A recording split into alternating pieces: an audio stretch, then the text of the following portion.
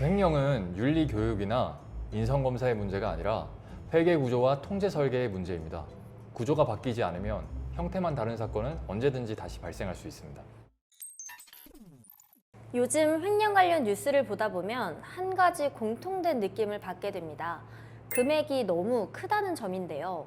이제는 몇 억, 몇십억이 아니라 수백억, 수천억 단위의 횡령 사건이 계속해서 반복되고 있습니다. 오늘은 이 사건들을 사람의 도덕성이나 감정의 문제로 보지 않고 회계 관점에서 한번 정리해 보려고 합니다. 안녕하세요. 네, 최근 몇 년간 국내에서 발생한 직원 횡령 사건들을 단순히 합산을 해보면 금액이 7천억 원을 넘습니다. 그런데 회계 관점에서 봤을 때 여기서 중요한 질문은 누가 훔쳤느냐가 아니겠죠. 질문은 오히려 이쪽입니다. 어떠한 회계 구조에서 이 정도 규모의 자금이 오랜 기간 통제되지 않았는가, 이 부분이겠죠. 말씀하신 사건들을 회계적으로 보면 횡령 사건은 개인의 일탈로 끝나는 경우가 거의 없어요. 대부분의 경우에는 그 금액에 접근할 수 있었던 구조나 그리고 그 흐름을 걸러내지 못한 구조, 이런 것들이 함께 존재합니다. 네, 대표적인 사례로 오스템 임플란트 사건이 떠오르는데요. 한 명의 직원이 2천억 원이 넘는 자금을 장기간에 걸쳐서 횡령을 했었죠. 또 금융권에서도 한 직원이 수십억 원 규모의 자금을 여러 해 동안 또 관리를 하다가 뒤늦게 문제가 된 사례들이 반복이 됐었습니다.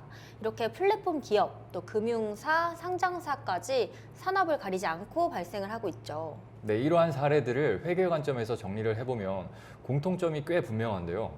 특정 직원 한 명한테 비정상적으로 큰 금액이 지속적으로 집중이 돼요. 그리고 그러한 자금 흐름을 회계적으로 분리해서 확인을 할 수 있는 구조가 제대로 작동하지 않았습니다. 네, 그러면 회계 구조상 가장 문제가 되는 지점은 어디라고 보시나요? 가장 자주 보이는 구조는 이런데요. 자금을 집행하는 권한과 그 집행 내역을 확인하는 권한이 명확하게 분리가 되어 있지 않습니다.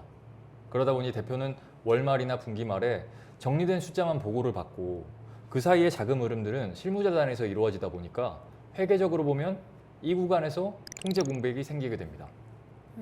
그럼 결국 직원을 잘못 뽑은 문제라고 봐야 할까요? 아니요. 단순히 직원의 문제라기보다는 회계에서는 사람보다 계정과 구조를 먼저 보거든요. 누가 그 자리에 앉았나, 그거보단 어떤 계정에 얼마만큼의 권한이 열려 있었는가, 이 부분이 훨씬 중요합니다. 왜냐하면 구조가 그대로라면 사람 바뀌어도 리스크는 계속 반복되거든요. 그래서 이렇게 비슷한 횡령 사건들이 계속해서 반복이 되는 건가 봐요. 예, 맞습니다. 사람은 바뀌고 담당자는 교체되지만 권한 구조, 회계 흐름, 이것들은 그대로입니다. 이러한 것들이 회계 관점에서 보면 개인의 일탈이라기보다는 통제 설계의 문제에 가깝다고 말할 수가 있죠. 그럼 회계 관점에서 봤을 때 대표가 꼭 한번 점검해봐야 할 질문이 있다면 또 어떤 게 있을까요? 지금 회사의 자금 흐름을 대표가 직접 구조적으로 볼 수 있는지, 아니면 보고서 형태로만 사후에 보고를 받고 있느냐, 이 차이에서 리스크 크기를 결정합니다. 네, 그렇다면 정리를 한번 해보겠습니다. 오늘 이야기는 특정 기업이나 특정 사건을 평가하려는 목적이 아니라 회계 관점에서 보면 왜 비슷한 횡령 사건이 계속해서 반복되는지를 정리해보는 시간이었습니다. 횡령은 윤리교육이나 인성검사의 문제가 아니라 회계 구조와 통제 설계의 문제입니다. 구조가 바뀌지 않으면 형태만 다른 사건은 언제든지 다시 발생할 수 있습니다. 네, 대표 입장에서 지금 회사의 회계 구조가 이 리스크에 대해서 어떤 상태인지 한 번쯤 차분하게 점검해 볼 시점일지도 모르겠습니다. 오늘 영상은 여기까지입니다. 다음 영상에서 뵙겠습니다.